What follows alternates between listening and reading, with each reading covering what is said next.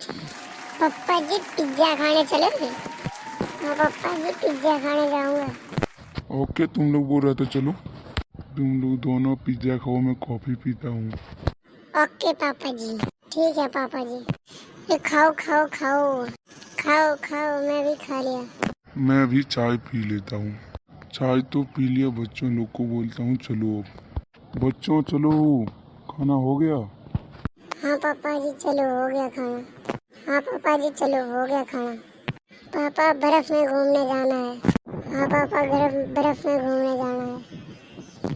ठीक है बेटा चलो। ठीक है बेटा, तुम लोग मस्ती करो, मैं घर में जाता हूँ।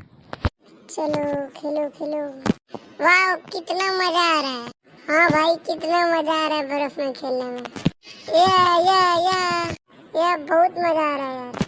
चलो बेटा, अब घर चलते हैं। ठीक है पापा चलो। ठीक है पापा चलो। चलो बेटा चलो।